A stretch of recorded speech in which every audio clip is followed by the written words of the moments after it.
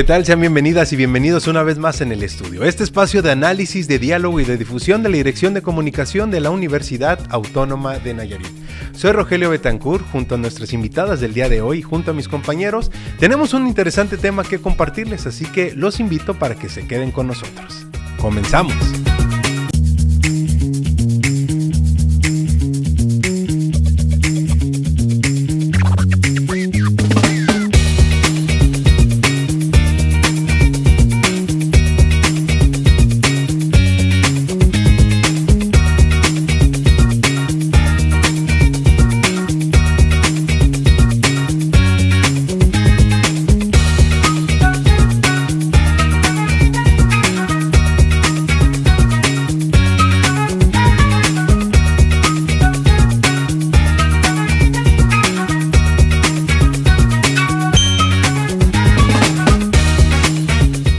Bueno, pues el día de hoy en el estudio hablaremos sobre el brote de sarampión en México, que continúa activo y mantiene bajo vigilancia permanente a las autoridades federales, estatales y por supuesto institucionales, con una estrategia que se está llevando a cabo, una dinámica en la Universidad Autónoma de Nayarit para promover la vacunación. La vacuna que contra el sarampión es gratuita, es segura y es la principal herramienta, la principal arma que tenemos para frenar esta transmisión del virus como una enfermedad de problemática de salud, ¿verdad? Actual.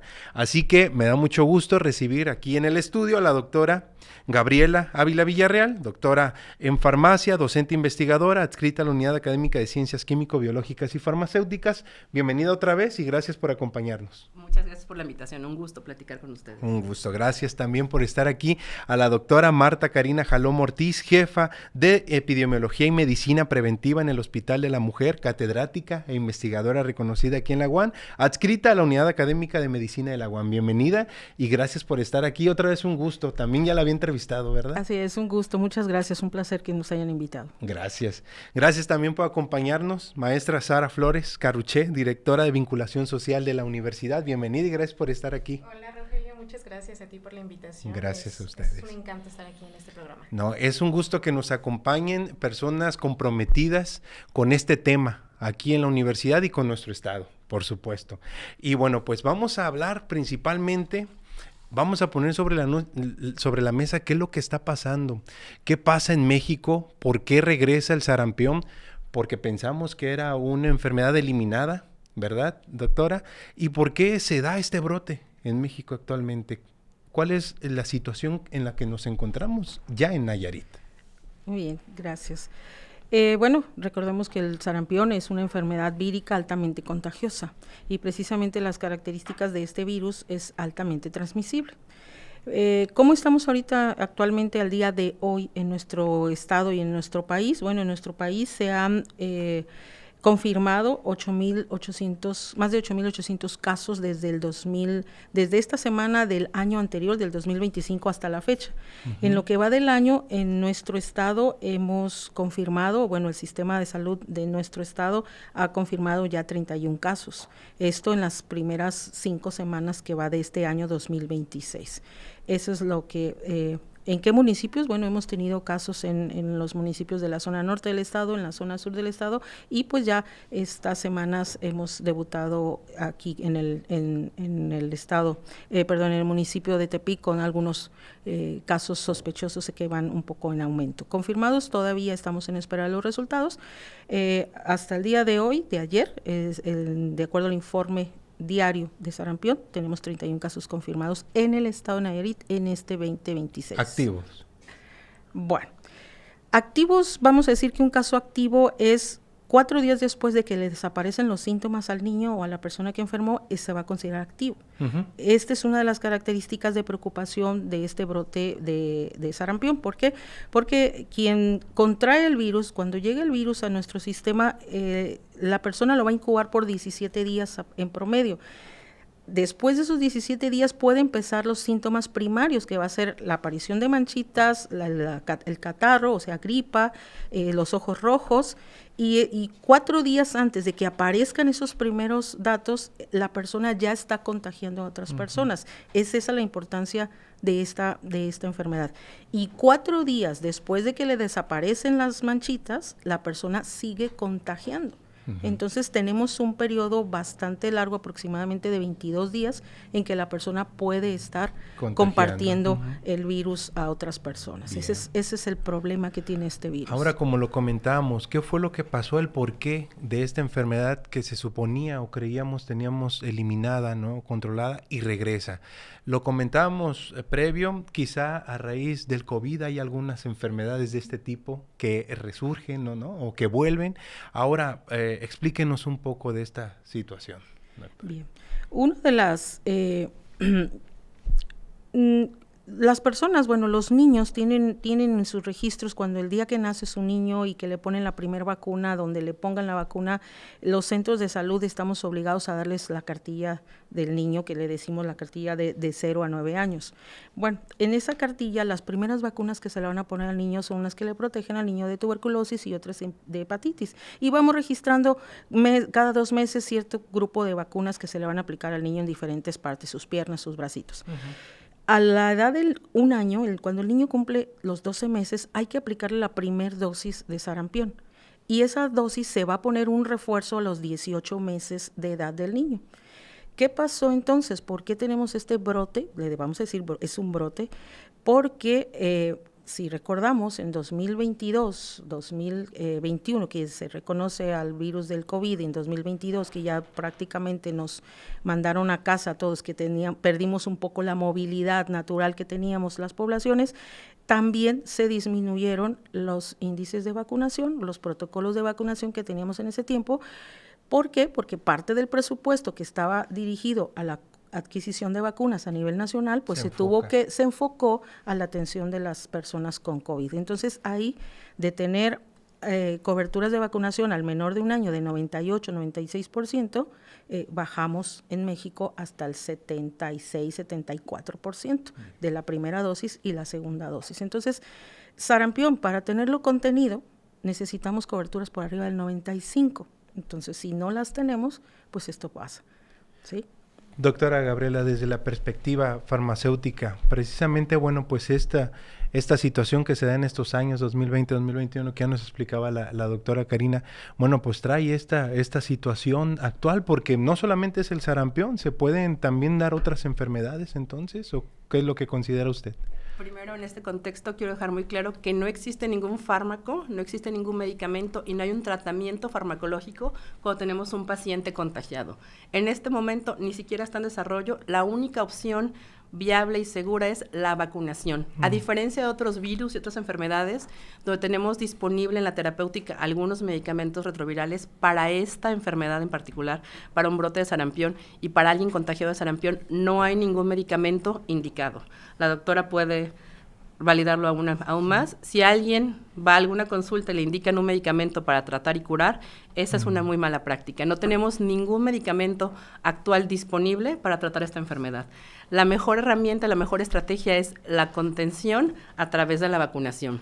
Además de lo que menciona la doctora Karina, que en 2020 tenemos este brote epidemiológico por el COVID, hay una transición a estar continuamente en casa y por desgracia, los que no están en el privilegio de la zona central de los estados o en la capital, empieza a disminuirse la población que se vacuna, porque ya no están estas brigadas migrando a todos los estados para poder acercar la vacuna. Uno, por la reducción del personal disponible, porque todos estaban atendiendo esta emergencia sanitaria que era muy importante, y además hubo una pequeña disminución de la cultura, pasaron muchas cosas. 1, COVID, 2, el personal disponible, pero también, si ustedes analizan, la pandemia nos dio varias cosas. 1, también fue una vida digital, una vida en redes sociales, y empezaron estas noticias falsas y empezamos a intentar buscar cómo controlar, porque pasamos cosas tan malas como que el cloro te quitaba el COVID, lo curaba, entonces hubo una La otra pandemia, también. la pandemia de desinformación. Y en ese contexto, aunque tal vez la doctora y yo podemos diferir un poquito, a mí me parece que lo veo con las generaciones que tienen ahorita 20 y 30 años, hay una mala información a esta vida libre, 100% natural, y una pequeña concentración de la población dejó de creer en las vacunas a través de estos muy malos hechos, videos virales que estaban transmitiéndose en redes sociales. ¿Qué ha sido lo bueno? Pues lo que yo rescato es que ahora se pueden denunciar, hay una estrategia para poder mitigar la información falsa, pero algo que desde 1998 que pasó, que salió un artículo científico donde se atribuya en específico esta vacuna a que un niño o niños pudieran padecer o enfermarse de autismo, hubo estas tendencias malas contra la vacuna. Si ustedes ven las redes sociales, hubo de repente estos picos que te ponían la vacuna del COVID e inmediatamente te daba un infarto. Realmente lo que no se ha podido hacer de manera adecuada, que es una estrategia de la institución, es cómo transformamos la información científica, los artículos, para poder comunicarlos de manera asertiva a toda la población. Siempre lo hemos dicho en las clases, el mejor medicamento es el que no se administra.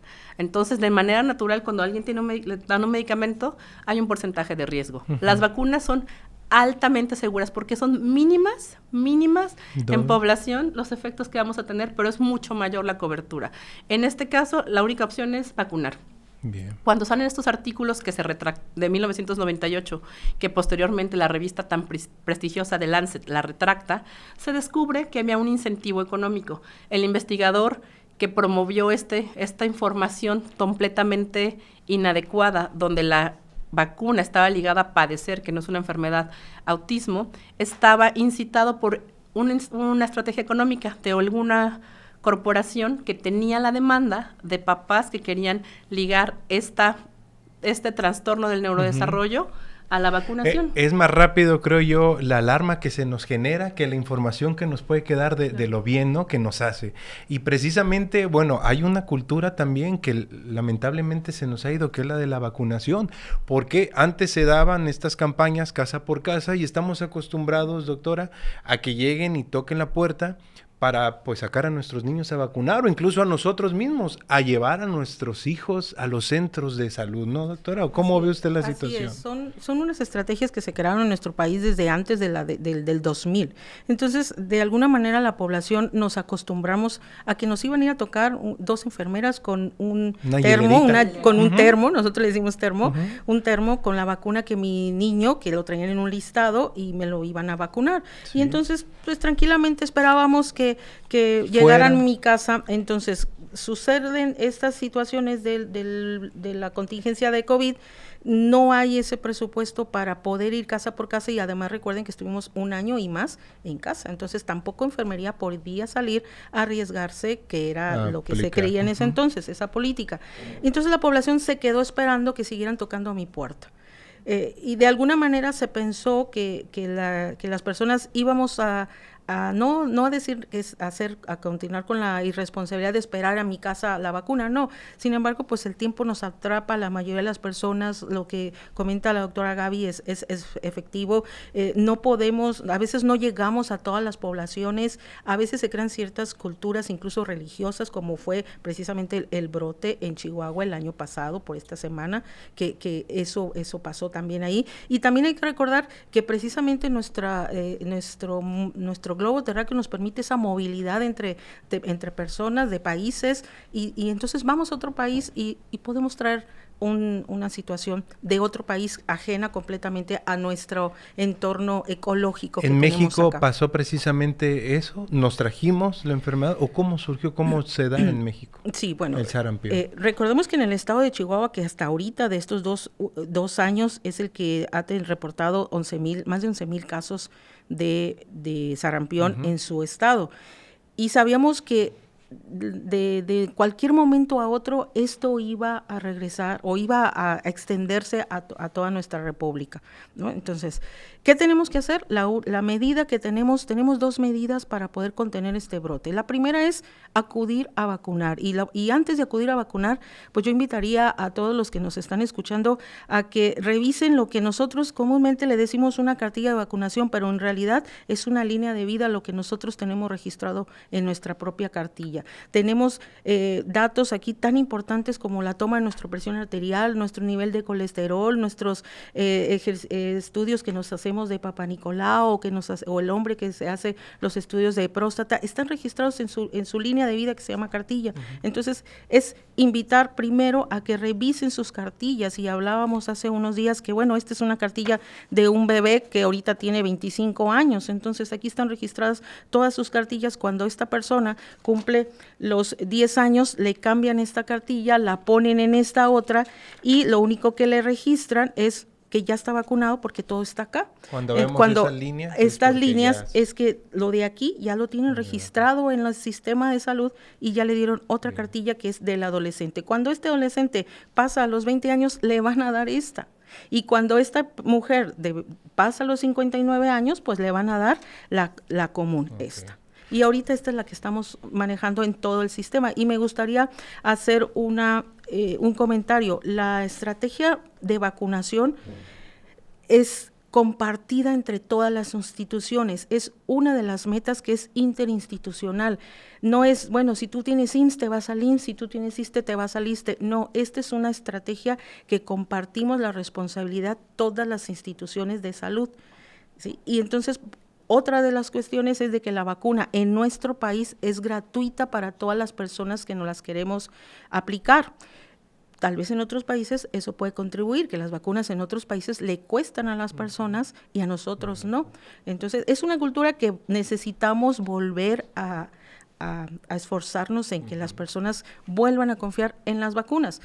Que sí es cierto, lo comenta la doctora, pueden tener eventos adversos, pero son pequeños ante la estrategia tan enorme de contención que nos va a dar la vacunación. Y esa es la primera, el primer situación que nos va a permitir contener este brote. El segundo es la vigilancia epidemiológica. ¿Y en qué consiste la vigilancia epidemiológica? Inicia cuando una persona detecta en su niño, o en esa misma persona detecta que tiene fiebre, que empieza un cuadro gripal un poco profuso, que aparecen los ojos rojos y que le empiezan a brotar unas manchitas que son cefalocaudales, es decir, que le van a aparecer primero en la cara, en la cabeza, y van a ir descendiendo hacia las extremidades. Ese momento es el ideal para que la persona vaya con su médico, y el médico tiene que definimos qué día vamos en todo eso, y vamos a seguir un protocolo.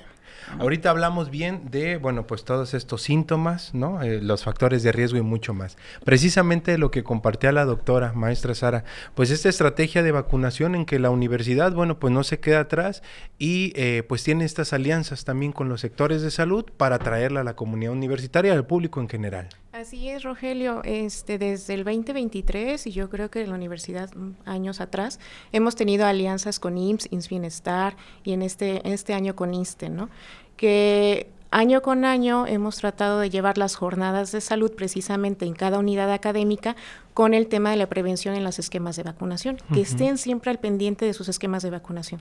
Entonces sí, reitero y confirmo que es un tema de cultura, es un tema en el que muchos de nosotros dejamos a un lado, ¿no? O se nos olvida, o con el tiempo, cuando vaya a mi clínica, ¿no? Y no aprovechamos estos espacios o estas campañas que ofrece la universidad. Entonces, afortunadamente nosotros, o la universidad inició el 26 de enero con las campañas de vacunación en alianza con ISSSTE, en donde su programa PROVAC, precisamente, que es el programa de vacunación universal, nos estuvo apoyando para estas campañas, y no solamente veníamos con el tema de sarampión, ¿no? Ya veníamos con temas de influenza, neumococo, hepatitis B, tétanos y VPH. Entonces, teníamos todo el esquema de vacunación para que nuestra comunidad universitaria estuviera asistiendo a estas campañas de vacunación. Las hemos visto ahí permanente, casi diario, en estas últimas semanas, en las unidades académicas, con horarios, ¿no? Accesibles para todas y todos. ¿Cuántas vacunas más o menos hemos aplicado, saben, aquí en la institución? Pues mira, la semana pasada, porque no hemos hecho corte esta semana, 5,954 dosis se ha aplicado. Casi 6,000 dosis de vacunación. Se ha tenido muy buena respuesta, y bueno, pues obviamente en estas últimas semanas más con este tema también que es fundamental, el no caer en esta alarma, en esta desinformación que ya nos decía la doctora, platíquenos más respecto a la vacunación, a la dosis, la aplicación y cómo prevenir, pero también cómo estar, fortaleciendo desde casa también las medidas para evitar esta problemática. Bueno, creo que la mejor estrategia es la vacunación infantil. Me presta la doctora sus cartillas. Como lo dijo la doctora, lo más importante es tener esta línea de vida y las cartillas. Nos hemos dado cuenta que muchos adultos no tienen su cartilla de vacunación. La cartilla de vacunación es un derecho universal y queremos invitar a la población a que acudan a obtener su vacuna y que revisen esta es la de adulto, para que revisen cuál vacuna le hace falta a los niños. Es importante que tenemos, ahorita la doctora va a comentar, una vacuna doble y una vacuna triple, según el esquema que tengan. La vacuna sí o sí tiene que aplicarse a los 12 meses de vida, y si en este momento tenemos infantes que están por cumplir los 6 años, hay un segundo esquema de vacunación a los 6 años. Hay una autorización, si falta una semana, un mes, 2 meses, para que se empiece a vacunar. ¿Por qué? Porque tener vacunados a los niños va a ser la principal estrategia. ¿A quién le puede ir peor ante un cuadro de contagio? A los infantes y a los adultos mayores. La mejor forma de vacunar, de cuidarnos, es vacunar infantes y a la población que está entre 11 y 49 años de edad. ¿Por qué? Porque somos la población activa que vamos a poder estar transmitiendo la enfermedad. Preguntan mucho en la universidad, si yo soy docente de licenciatura, si soy docente en la preparatoria o en la primaria, pero yo me acuerdo que me la pusieron hace mucho, ¿me tengo que vacunar? Idealmente sí, porque eres una población expuesta. Al campus entran, por aquí tenemos el número, más de 10,000 personas están en flujo constante todos los días. Esto significa, como platicaba la doctora, que la ventana en la que alguien es contagiable y está, puede hacer que nos tenga más expuestos, por lo cual la mejor estrategia es vacunar. La universidad ha puesto a su disposición lugares específicos para la vacunación, pero también en esta estrategia nacional tenemos todas las mañanas puestos de vacunación en los supermercados más grandes de la ciudad y en las plazas y además en las instituciones de salud. La vacuna es gratuita y es muy importante mencionar lo que dijo la doctora. No en todos los países es gratuita y en México hay una estrategia para que pueda quitarse esta barrera de acceso, que todos tengamos la posibilidad, pero además la institución, como parte de nuestra responsabilidad social universitaria, estamos educando. La mejor prevención es la vacunación, no automedicarse y tener muy claro que no existe ningún medicamento ni tratamiento. Perfecto. Precisamente, doctora, bueno, en cuanto a ello, ya escuchamos, niños, principalmente hay que acudir a vacunarlos. Hay personas ya de 49 años en adelante que le dicen, no es necesaria la vacunación, pero no dicen, bueno, ¿y nuestros adultos mayores o cómo lo hacemos? Explíquenos esta situación, el por qué. Sí, es muy interesante ¿qué estamos haciendo en cuestión de vacunas? Tenemos 2 vacunas que nos van a proteger contra el sarampión. En este caso, al menor de 5 años le estamos poniendo la vacuna SRP, que le va a proteger de sarampión, rubiola y parotiditis, lo que denominamos las paperas. Al niño le vamos a aplicar a los 12 meses, o sea, el día que cumple un año o al día siguiente de su cumpleaños, le vamos a aplicar la primera dosis de vacunas sarampión, rubiola y parotiditis, la triple viral que le llamamos también. A los 18 meses le vamos a aplicar su refuerzo. Y esta vacuna es una de las vacunas que tienen alto porcentaje de protección. Necesitamos solamente 2 vacunas en nuestro sistema para tener inmunidad permanente. Sin embargo, en ocasiones o no tenemos acceso o por alguna razón perdimos una dosis y llegamos a los 10 años, ¿y qué nos van a aplicar a partir de los 10 años? Nos van a aplicar la vacuna que se llama SR, que nada más nos va a proteger contra sarampión y rubiola. ¿Qué nos están poniendo ahorita para esta contención? A las personas de 10 y 49 años solamente estamos recibiendo una dosis adicional de sarampión y rubiola. Pero, por ejemplo, voy a comentar, tuvimos en el 2018 5 casos aquí en Tepic, bueno, en el estado de Nayarit, unos aquí en Tepic, otros en el municipio de Jalisco en el 2018. En ese entonces se vuelven a despertar 2018 estoy hablando, 2018. Prenden las alarmas y todo el personal de vacunación, del personal de salud, tuvimos que ir a vacunarnos con una dosis en 2018. Yo me la puse en el 2018. Yo ahorita no me estoy vacunando otra vez porque ya tengo en mi sistema 2 dosis, ¿sí? ¿Por qué a las personas adultas mayores de arriba de 50 años no se las estamos poniendo? Porque la pandemia que hubo de sarampión fue por allá antes de 1970. La vacuna llega a nuestro país en el 71, entonces todas las personas que tenemos más o menos esa edad, pues ya recibimos una inmunidad de manera natural, y entonces ahorita solo, bueno, soy profesora de la universidad o de la primaria o de una secundaria, tengo muchos, convivo con muchas personas, entonces sí necesito una dosis, ¿sí? Pero eso es importante comentarlo, porque la gente a veces llega a los puestos de vacunación y dice, oiga, es que la enfermera le dice, no le toca. Oiga, a partir de los 12 meses, ¿y qué pasa con los recién nacidos? ¿Están expuestos o la mamá o a personas embarazadas les pasan ahora sí que la dosis que hayan tenido? A ver, explíquenos esta. Interesantísima pregunta, porque también tenemos algo que hacer en este caso. Cuando tenemos un caso sospechoso al que le vamos a tomar una muestra, además de esa muestra que se va a ir a un laboratorio especializado, como es el Laboratorio Estatal de Salud Pública aquí en el estado de Nayarit, o se va a ir al laboratorio de la Universidad de Guadalajara, o se van a ir al INDRE las muestras para que nos confirmen el caso, no nos quedamos sentados en el sistema. ¿Qué hacemos? Si aquí vive el niño en esta casa, vamos a hacer un bloqueo vacunal 25 manzanas a la redonda, y va a ir personal de enfermería tocando casas de 25 manzanas alrededor de esa vivienda, buscando personas que no tengan la vacuna.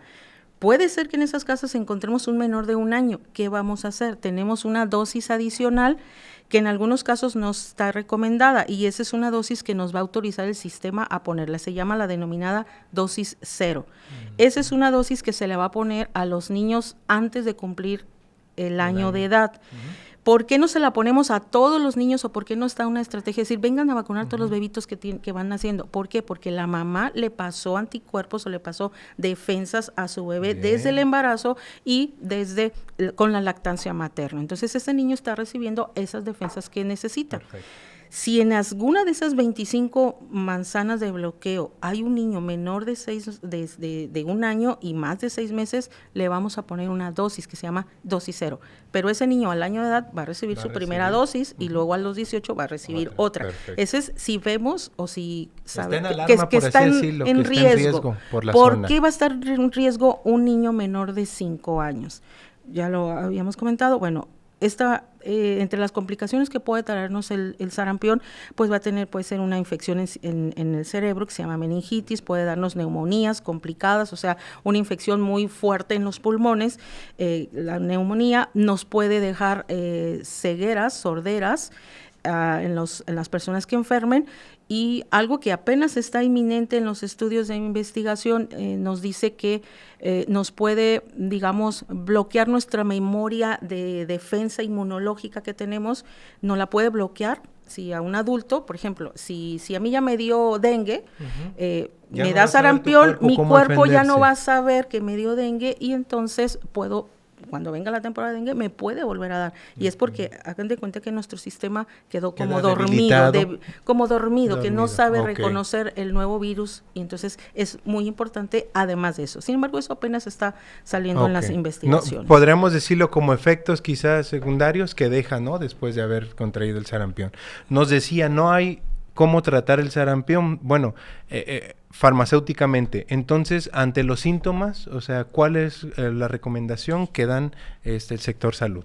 Ante los síntomas siempre es, 1, acudir al centro de salud, necesita tener la revisión completa el paciente, y tendrá que decidirse si tendrá algún tratamiento ambulatorio cuando aplique para disminuir las molestias, o si se requiere, en alguno de los peores casos, internar al paciente. La automedicación no está recomendada, y en este caso no se recomienda tomar ningún medicamento, porque no hay un medicamento de soporte que te ayude a salir adelante. Pero lo más importante, este virus es altamente contagioso, y además es altamente peligroso, porque los efectos que va a tener inflamatorios son tan fuertes que pueden llegar al cerebro en el peor de los casos, y la población expuesta que tiene más riesgo es la población infantil, y necesitamos cuidarlos, sobre todo porque están en esta etapa inicial del desarrollo del sistema inmunológico. Qué importante lo que mencionó la doctora, porque muchas mujeres que nos están sintonizando, están preocupadas. Oye, yo por muchas razones no di lactancia materna. Di un día o no pude dar nada. Mi hijo o mi hija ya no está protegida porque no di lactancia. No. Este tipo de anticuerpos es muy importante recalcar que se pasan a través de la gestación, por lo cual las personas gestantes que tienen 19, 18 años en adelante, que ya tienen niños en este momento, tienen que haber tenido completa el esquema de vacunación. Por eso es muy importante siempre acudir a la vacunación y tener nuestros esquemas completos de vacunación, porque proteges al infante desde la gestación y proteges a todo tu círculo cercano. Medicamento, no hay ningún medicamento que tomar. Si alguien cree que tiene a la primera señal de brote, de alarma, dolor de cabeza o resfriado, en este caso sí es acudir al centro de salud. En la universidad, no sé si lo pueden comentar, tenemos algún triaje para poder no acudir a clases, porque, repetimos, esta institución y todas son un centro donde tenemos una gran cantidad de flujo de pacientes o de personas escolares y podemos ser un foco de infección. Aquí en la universidad, ¿cómo manejarlo ante cualquier síntoma que tengan? Y bueno, ¿qué es lo que están solicitando? ¿Cómo se está llevando la dinámica de vacunación, maestra? Bueno, primeramente es asistir a estos espacios de campañas de vacunación para que puedan revisar si tienen el esquema completo de vacunación. No nada más sarampión, sino también estamos hablando de influenza y estas otras vacunas que tenemos, ¿no? Primero es eso, ¿no? Posteriormente, en cada una de las unidades académicas, lo que se levantó como protocolo para atención a estos casos es, revisamos que un estudiante o un compañero docente o un compañero administrativo cuenta con algunos síntomas del sarampión. Lo primero es que se retiren de los centros universitarios para que se haga una revisión en los centros de salud. Bien lo comentó la doctora, a cualquier centro de salud pueden acudir para que le den seguimiento a esta enfermedad que es el sarampión, ¿no? Y claro, se dan las condiciones necesarias en los centros de trabajo y a los estudiantes para que primero prioricen su salud. Va a continuar en estas siguientes semanas estas campañas, se tienen previsto, y bueno, en las páginas oficiales están dando a conocer, ¿no?, estos lugares.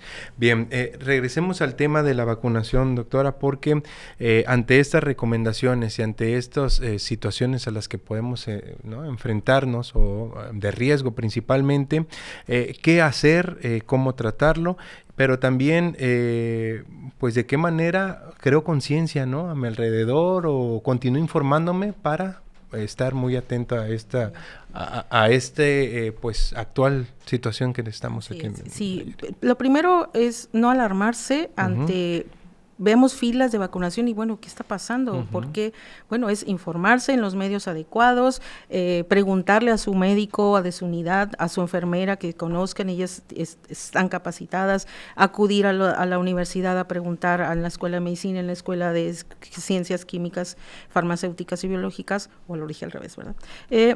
Acudir, preguntar, siempre preguntar. Para que tengan certeza y simplemente abran su cartilla y vean qué les hace falta. Y hablando otra vez de la vacunación y lo que extendía a una extensión de lo que decía la doctora Gaby, las embarazadas, efectivamente ellas transmiten anticuerpos o defensas a su niño durante la gestación y hay que considerar, eso es una contraindicación, a una mujer embarazada no la puedo vacunar de sarampión. Por eso recalco la importancia de lo que mencionó la doctora Gaby. Antes de embarazarse, bueno, si es posible, prepararnos para la maternidad, ¿no? Y una de esas es revisar nuestro cuadro vacunal antes de la gestación, porque durante el embarazo voy a recibir 3 vacunas, pero no puedo recibir sarampión. Hay algunas escuelas que ya están solicitando el uso de cubrebocas, o ¿es recomendable, es necesario? No estamos en una situación como el COVID, que estamos indefensos porque no teníamos una vacuna, ¿no? Por eso se generó esa contingencia.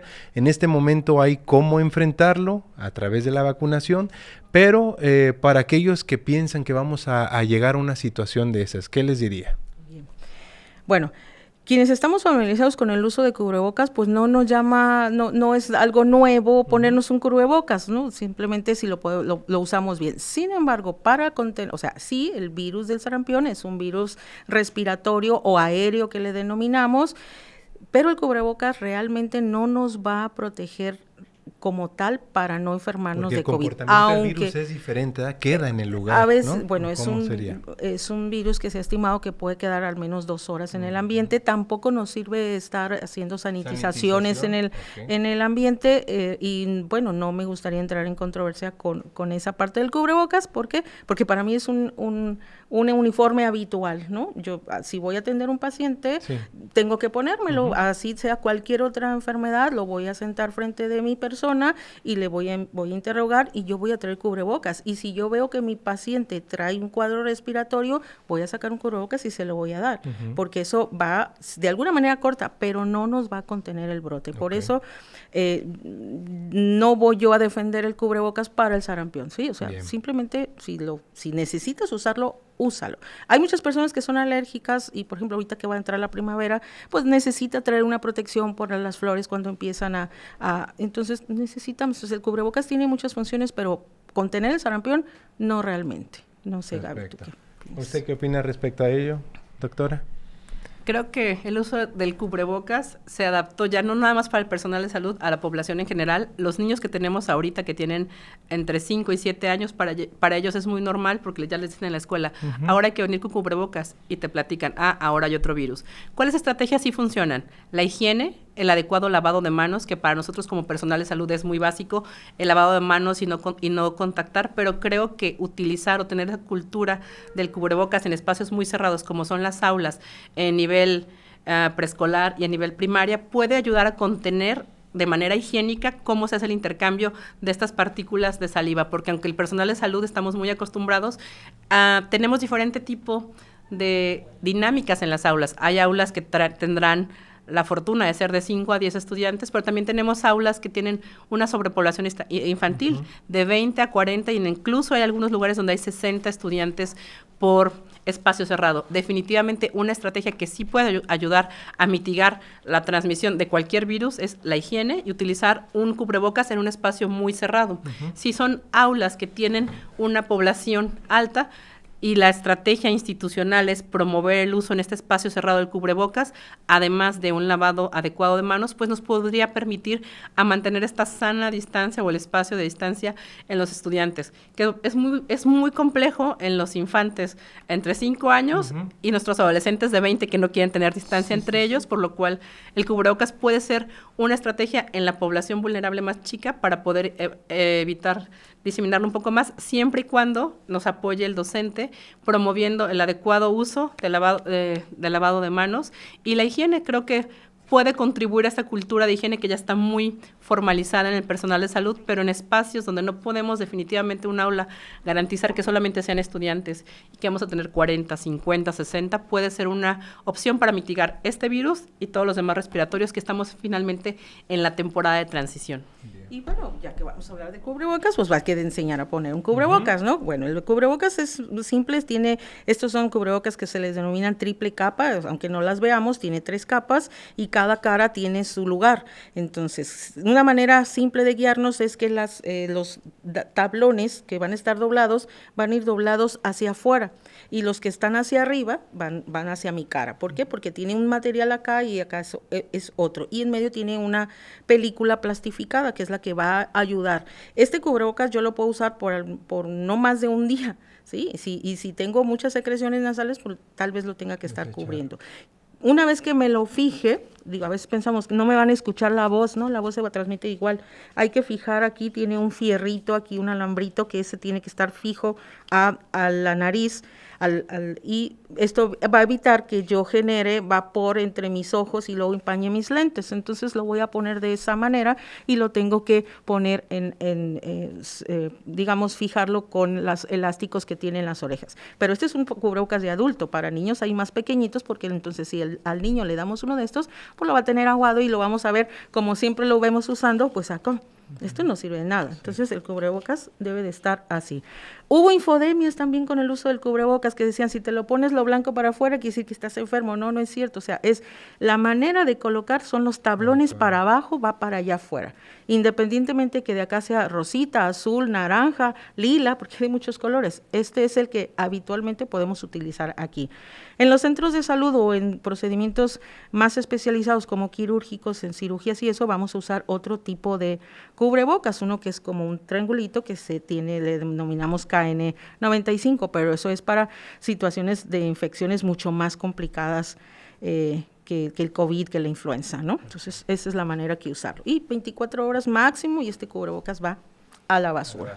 ¿Sí? Les agradezco mucho que nos hayan acompañado en este espacio, nos brinden esta importante información y a manera de conclusión me gustaría, doctora, maestra, que cerremos específicamente en su área, manera de recomendación y de conclusión ante los principales síntomas de cuáles son rápidamente, acudan, porque bueno, ya sabemos que hay que vacunarnos, pero enfocarnos más en lo que realmente ahorita vale la pena es estar bien informados ante cualquier síntoma, que cuáles son y cómo va a evolucionar mi enfermedad para acudir a vacunar. Okay. Ante los primeros síntomas, que el primero que va a aparecer es una fiebre que puede ser arriba de 38 grados o menor y se acompaña además de catarro o coriza, es moco cristalino por la nariz y los ojos rojos, que también con mucho lagrimeo. Ante esos síntomas no esperemos que aparezca el exantema, no, voy a ver si no. Y si te aparece el exantema, que puede ser aparición primero el exantema porque la persona no consideró que sí tenía fiebre, tal vez escalofríos nada más, acudir a su unidad de médica más cercana. El exantema. El exantema son la aparición de manchitas que van a empezar en la cabeza, en la cara y van a empezar a descender. Okay. Ante esas manifestaciones, fiebre, gripa o catarro, ojos rojos, sí puede haber dolor de cabeza, sin embargo en los niños menores a veces ellos no nos representan que tienen cefalea, el adulto sí puede tener dolor de cabeza o lo manifiesta primero, pero el niño no, por eso es fiebre, cuadro respiratorio, ojos rojos y la aparición del exantema. Acudir a su unidad de salud inmediata, la más cercana que tengan. Si tienen IMSS, pues acudir al IMSS. Si tienen ISSSTE, al ISSSTE. Si no tienen ninguna de esas dos organizaciones de salud para su seguridad, vayan a las unidades del sistema público de salud, del IMSS Bienestar, en cualquier unidad se les va a atender. Y quiero hacer una extensión, los centros de vacunación los tenemos aquí en la universidad, los tenemos en todas las unidades del Servicio Público de Salud, del IMSS, del ISSSTE, de los servicios públicos del IMSS Bienestar. En el Hospital de la Mujer tenemos un módulo express que le llamamos, donde llegas con tu vehículo en el estacionamiento exterior. Ahí está un módulo de vacunación que funciona de 9 de la mañana a 6 de la tarde, ahí te están vacunando. Entonces, no necesitas bajar de tu vehículo para recibir la vacuna, o bien acude a tu unidad más cercana, ¿sí? Y si tienes una problemática para que puedas ir a vacunar, avísanos y entonces podríamos hacer gestiones para que vayan a tu casa y te vacunen, o sea, se pueden hacer, puesto que ya tenemos aquí la universidad esa situación. Perfecto, ¿no? Muchas gracias, doctora Gabriela. Las recomendaciones farmacéuticas y de qué manera estar actuando para enfrentar. Número 1, por favor, a toda la población, eviten la automedicación. Reiteramos, no existe ningún medicamento ni tratamiento en desarrollo, ni en la terapéutica que puedan ir a comprar a la farmacia que contenga esta enfermedad. Es muy importante no automedicarse ante este virus, pero ante ninguno.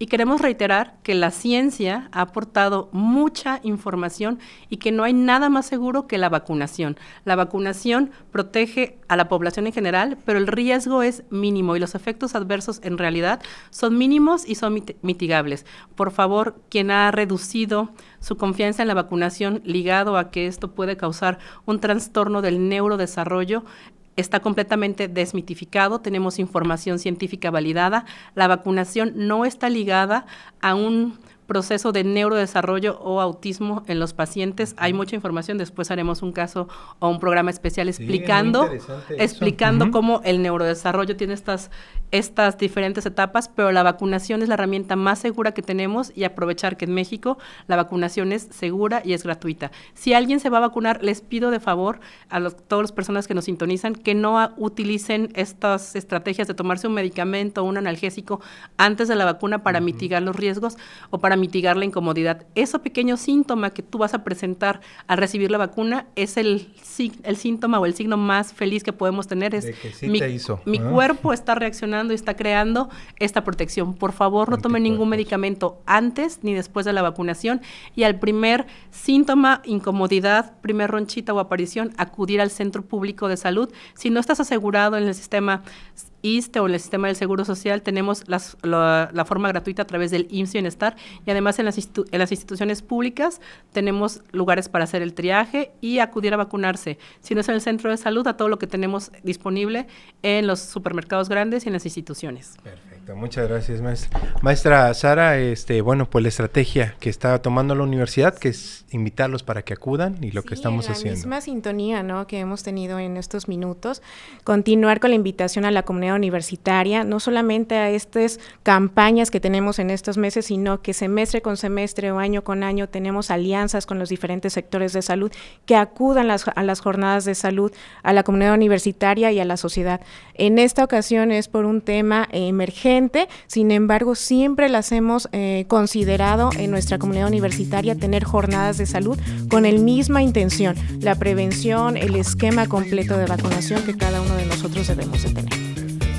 Como parte de la responsabilidad social universitaria, estas campañas permanentes que siguen, e invitarlos para que pongamos de nuestra parte, ¿no?, para enfrentar esta situación, este actual brote de sarampión en México, bueno, aquí en Nayarit. Muchas gracias, doctora Marta Karina Jalomo. Aquí siempre es un gusto que nos informe, jefa de Epidemiología y Medicina Preventiva del Hospital de la Mujer y catedrática investigadora de nuestra universidad. Es un gusto, ¿eh? Muchas gracias. Muchas gracias también, doctora Gabriela Ávila Villarreal, doctora en farmacia, docente investigadora aquí de nuestra universidad. Siempre es un gusto también escucharle, que nos dé a conocer todo este conocimiento. Y maestra Sara Flores Caruché, directora de Vinculación Social de la UAM. Estaremos muy atentos y participando en estas campañas de la universidad. Muchas gracias por la información que nos ha brindado. Gracias a todos los que estuvieron muy atentos en un programa más de En el Estudio. Esperemos que esta información la consideren, la tomen en cuenta y vayan a vacunarse. Muchas gracias por habernos acompañado. En nombre de Rogelio Betancourt, de los invitados que hoy tuvimos y de mis compañeros que hacen posible presentarle a usted esta producción en el estudio de la Dirección de Comunicación de la Universidad Autónoma de Nayarit. Hasta la próxima.